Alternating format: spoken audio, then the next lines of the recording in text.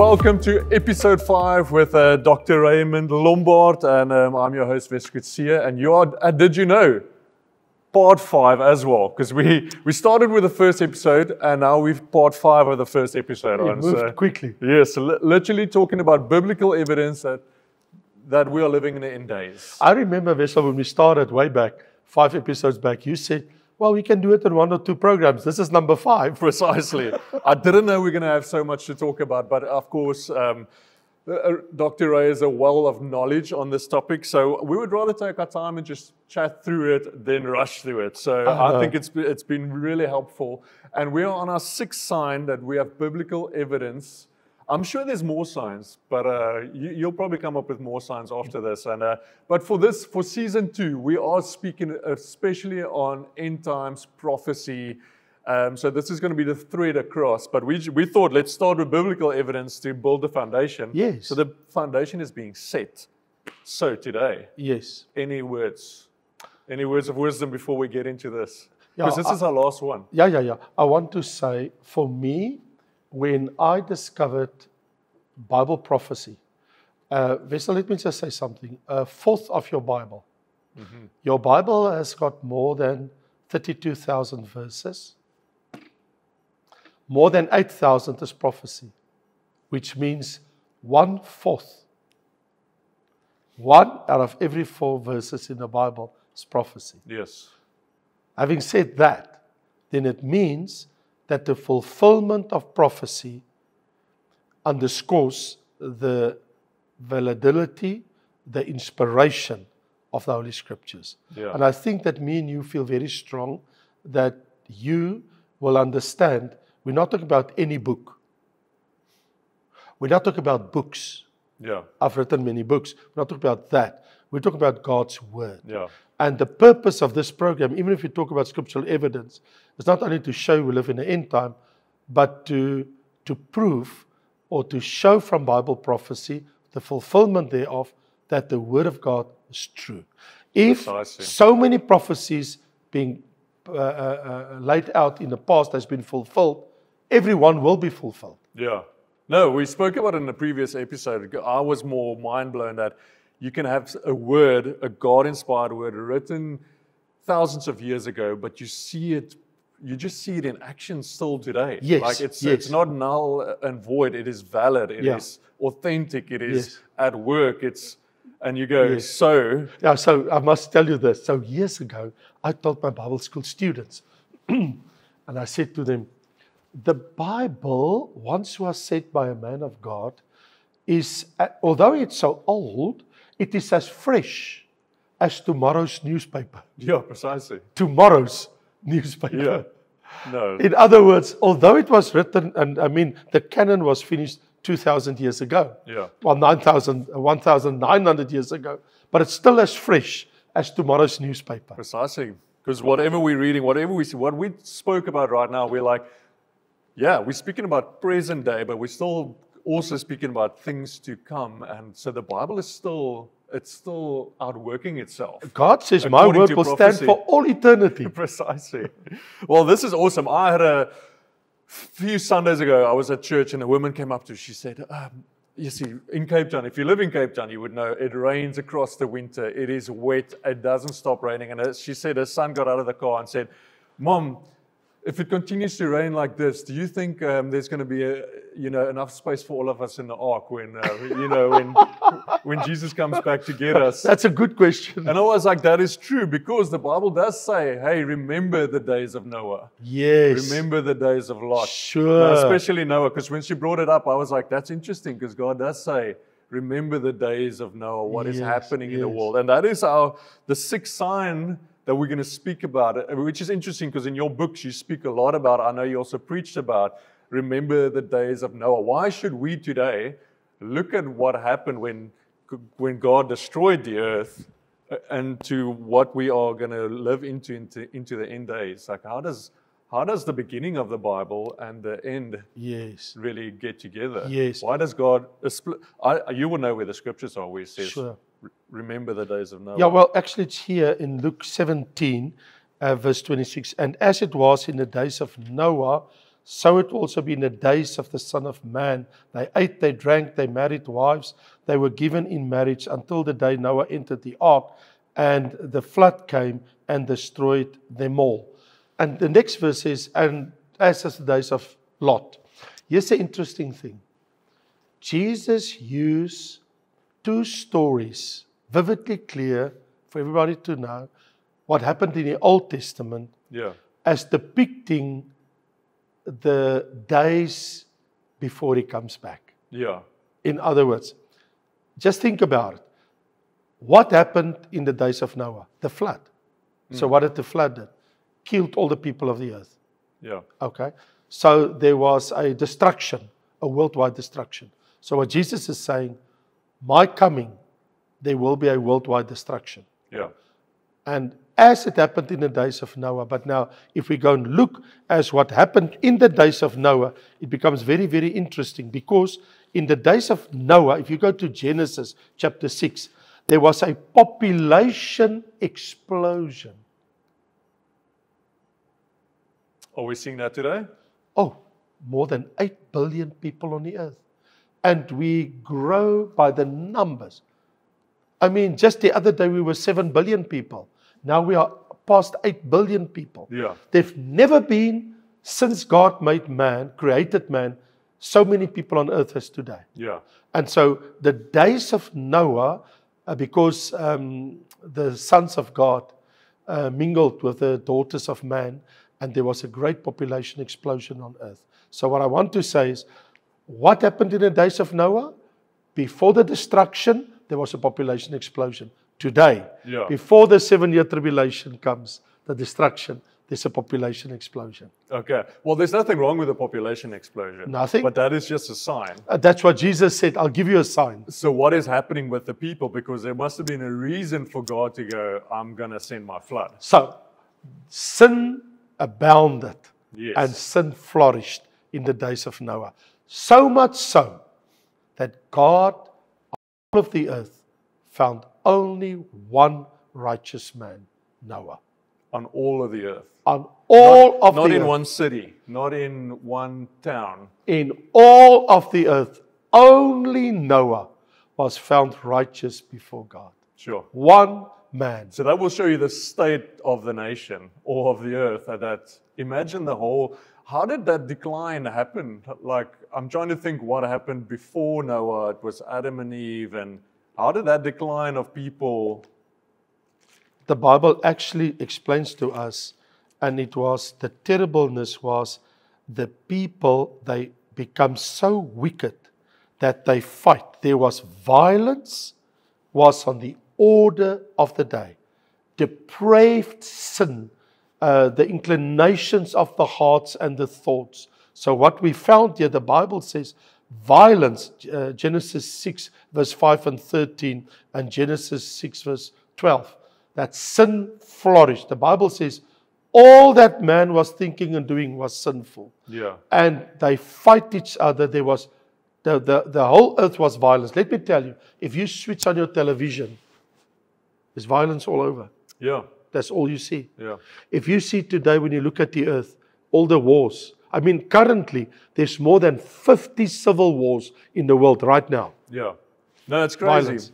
I mean, you can look at other countries, you're seeing what is happening there. But just in Cape Town alone, I read this week that we got these new, it's called bullet spotters in like the areas where the gang wars are happening. And they said, we've had over 200 people killed in the last 2 months. Right. That is just in Cape Town with gun violence. Yes, yes. Now, we don't have news media outlets that really tells everybody about the Right. story, but you go, that is in our own backyard. Yes. Depends on where you're listening to from today. Like, you probably know about things happening in your Yes. city, and the violence. Yeah, So what we found is like never before in the history of the world. And now, let me put it bluntly.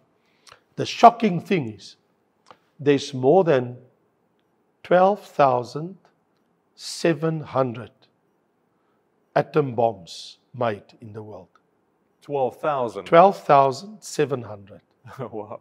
Okay. Listen to this. Yeah. Russia has got with themselves 5,900 atom bombs. America has got 5,600. Sure. atom bombs. More than 390 France and 350 England. And guess where's those atom bombs today? I've got no idea. Submarines around the world. Okay. So they're just ready to pounce. If you think that Afghanistan has got 160 atom bombs and India's got 150 atom bombs. Yeah. But I don't know if you realize China's got about 600 atom bombs and North Korea's got 20 ready and they're building another 20, North Korea. Now, Israel has got 90 atom bombs. It's the only country in the Middle East that's got atom bombs. Where do you get all these stats of where all the atom bombs? Is it public domain? Yes, I did my research. Okay. But here's a shocking thing. Listen to this. America's got 10 submarines. The Tristan submarines. I spoke to one of the persons working with the submarines. So he's an engineer. Yeah. On one of the submarines that has got an atom bomb. If you think about it, half of France's atom bombs is in submarines around the world, because if somebody would throw an atom bomb on France, then you blow up all the others. What's going to happen?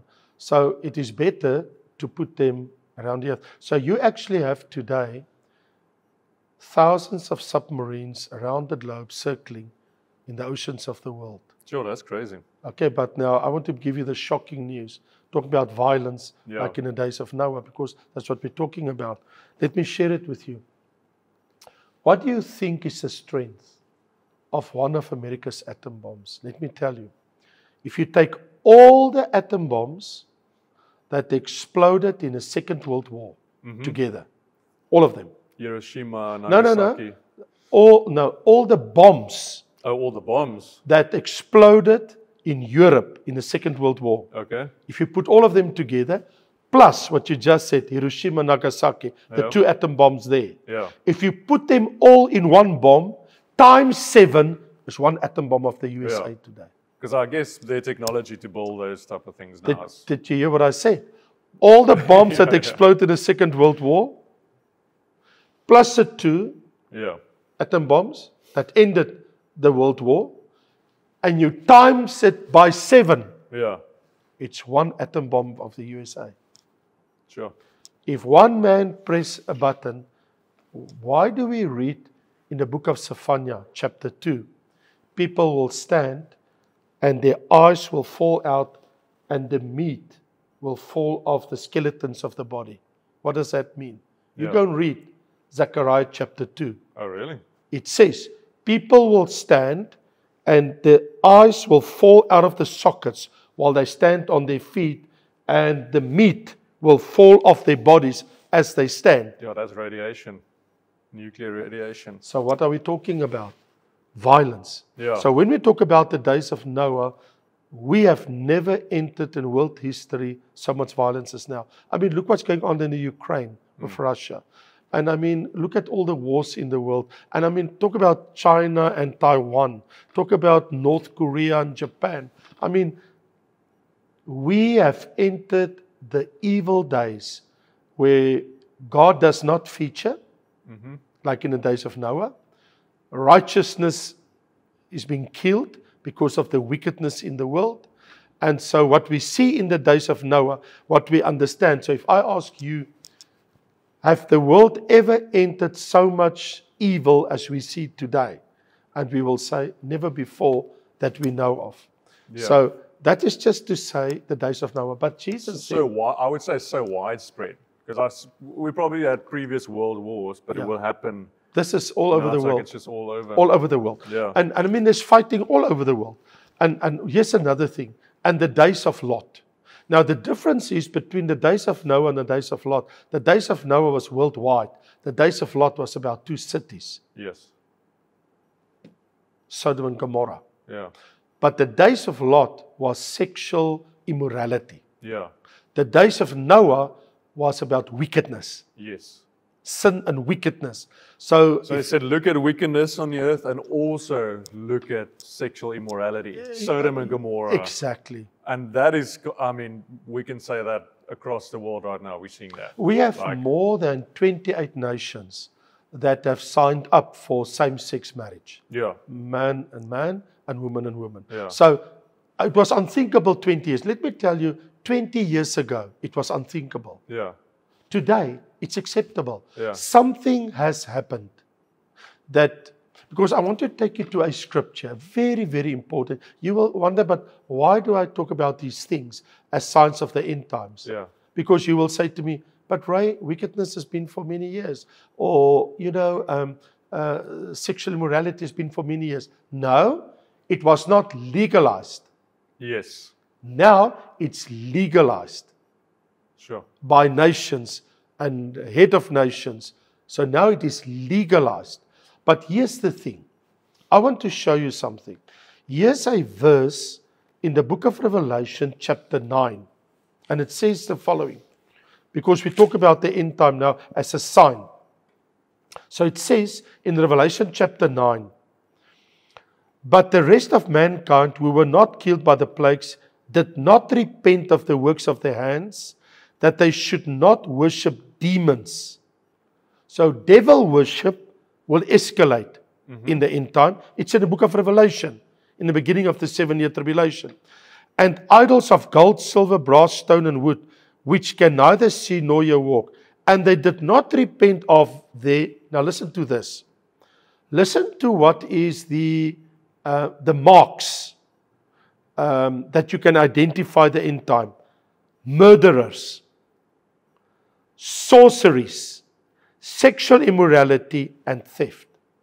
So God pertinently say, the last days will be earmarked by the following 4 very important signs. The fifth one is, of course, is devil worship, Yes, the worship of demons. So devil worship will grow, yeah, demonic. Secondly, murderers. Now, you've just mentioned what happened here in the Western Cape, but nowhere in the world so many people has been murdered as it is today. yeah, I mean, everybody that knows the facts knows it. And sorceries, but the sorceries in the Greek is pharmatikos.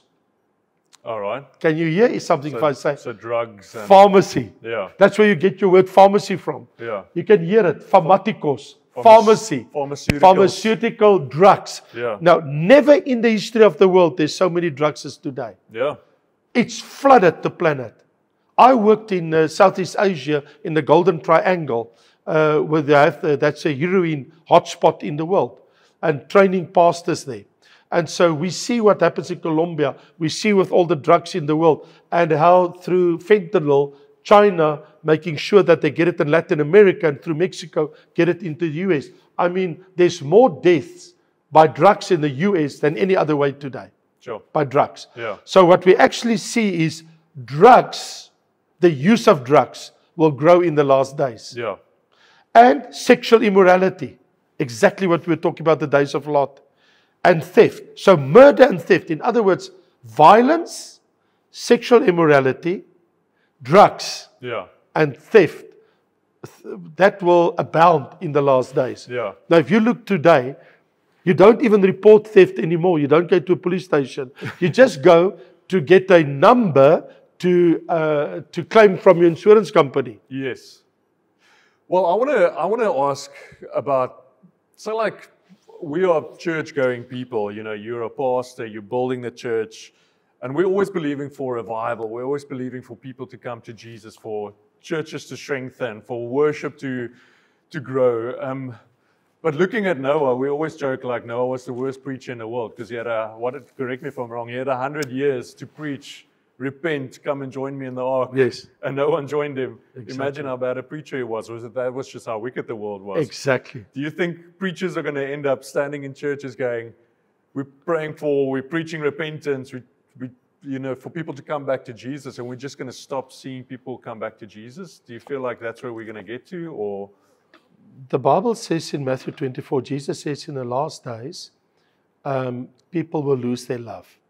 yes, Because wickedness abounds, people will start hating each other, and love will flee away. Yeah. So by just looking at Matthew 24, if you go to, I think it is verse 9 in Matthew 24, Jesus actually talk about it when he says, and they will deliver you up to tribulation and kill you, and for you will be hated by all nations for my name's sake.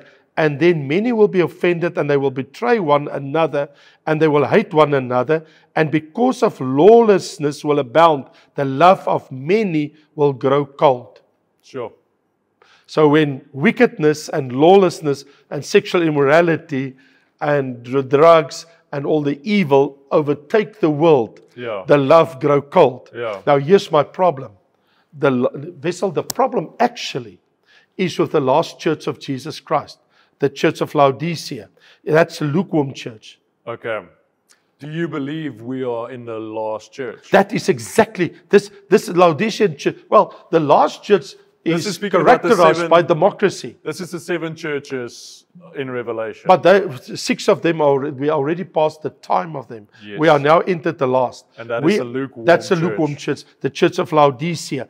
And the church of Laodicea, that's why Jesus said, you say, I am rich, I've become wealthy, I have no need of anything.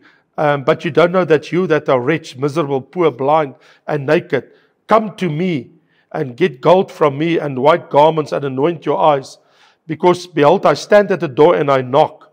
If anyone hears my voice and opens the door, I will come to him and dine with him and he with me. The problem is in this church of today, Jesus Christ, in this today's church in the world, is outside the church. Yeah. He says, I stand by the door and knock. Why is he not inside? That's interesting. The truth is, the people are running the church without Jesus. Yeah. They come together in their own name, their own fame, and their showbiz. Yeah. And Jesus is nowhere. Yeah. Why do you think Jesus says to the last church, the lukewarm church, I stand outside? Wow. So the lukewarm church, you remember, vox populi vox Dei. Latin, meaning the vox populi, the voice of the people. You can hear it. Vox, the voice. Yeah. The voice populi means people. Voice of the people. The voice of the people, vox Dei, replace the voice of God. Wow. So the church, the people run the church, and God shows nowhere. Yeah. He's outside. God's outside knocking on the door. I'm telling you. Yeah. And so now he can't even get into the church. You know what God says? It's okay if you don't want me in the church. But if anyone in the church hear my voice, Wow. individuals, Yeah. and you open your heart, I'll come to you. Wow. Wow. Because I'm not welcome in the church. That is the last church, the lukewarm church, and then we have the rapture. That's why Paul says in 1 Timothy chapter 3 that there will not be a revival in the last days as many think. I mean, please, there's no revival. What we do find that in the last days, perilous times will come, for men will be lovers of themselves. That's the last days. Yes. It's not a revival. You Yeah. ask me about the revival. No. Lovers of money. Boasters, proud, blasphemous, disobedient to parents, unholy, unthankful, unloving, unforgiving, slanderous, without self-control, brutal, despised. And so we can go on. Sure. So when we look at this, and also in 1 Timothy chapter 4, so the Bible is very clear. Now the Spirit expressly says that in the latter times, some will depart from the faith, giving heed to deceiving spirits and doctrines of demons. There's no revival in the church. But what if we look at the scripture where it says, in the end days, I will pour out my spirit? Now that, Because we use that a lot. oh yes, now let me explain to you that scripture. Yes. That is a quote from Joel chapter 3. And that quote, that verse comes from Joel chapter 3. Yeah. Joel chapter 3 happened in the days of Peter, John, and the apostles when the Holy Spirit was poured out on the day of Pentecost. So what Peter did, he explained that verse. If you go to Acts chapter 2, then Peter, in his explanation, he says, this is what's prophesied by the prophet Joel, that in the last days I will pour. So he stood up. We'll dream dreams and prophesy and Right, so continue. exactly. So he says, so Peter stood up on that very day. This is what was spoken by prophet Joel. And it shall come to pass in the last days, says God, that I will pour out my spirit on all flesh, and your sons and daughters shall prophesy, and young men shall see visions, and the old men shall dream dreams, and on my handmaid and my handmaid servants I will pour out my spirit in those days, and they shall prophesy, and I will show wonders. So what he says is, men of Israel, hear these words of Jesus of Nazareth, a man attested by God. So what he says, God will pour out some of my spirit in the last days. It's not a total outpouring. The total outpouring of the Spirit can only take place in the 1,000-year reign of Christ. Okay.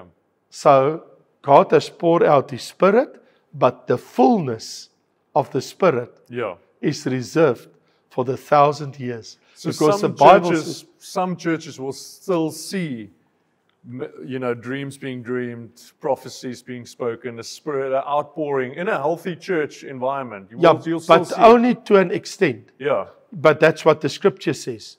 Because when Peter explained it, it is only partly. Yeah.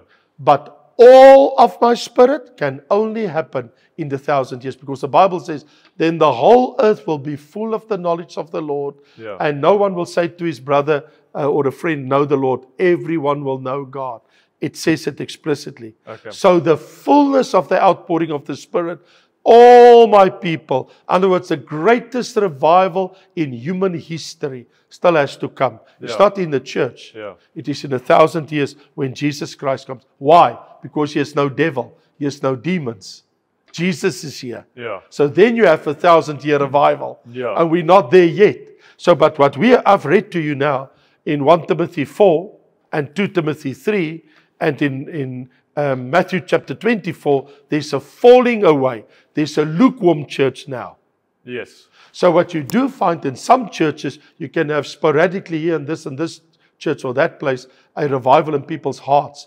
But a worldwide revival is reserved for the 1,000th year of Christ. Okay. It's not for today. Yeah. So if you ask me, as a sign of the end time, will we see a worldwide revival? No, we see a falling away. I've just read it to you. I mean, what don't you understand? I read the scriptures. In the last days, people will fall away. Yeah. They become self-lovers without self-control, and they don't love God. I mean, I've read it to you. I mean, there's the scriptures. What are you going to do about it? You have to believe the scriptures. Yeah. The revival that we see today, thank God for any revival. Yeah. But it's to a lesser degree. The great revival is still to come.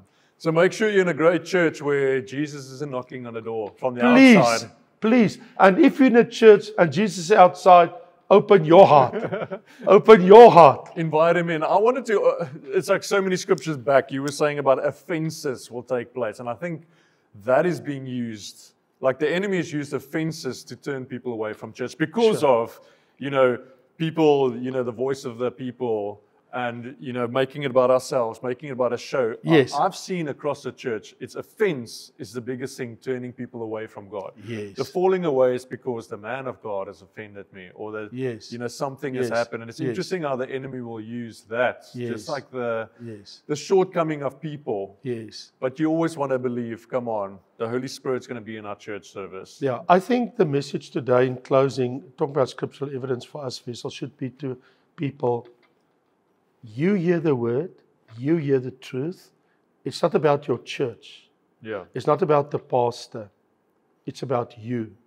You open your heart because Jesus knocks on your heart's door.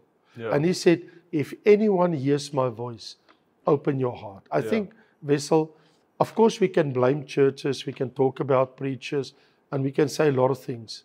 At the end of the day, it's still the Church of Jesus Christ. No, precisely. But the Church of Jesus Christ is not on a good spot.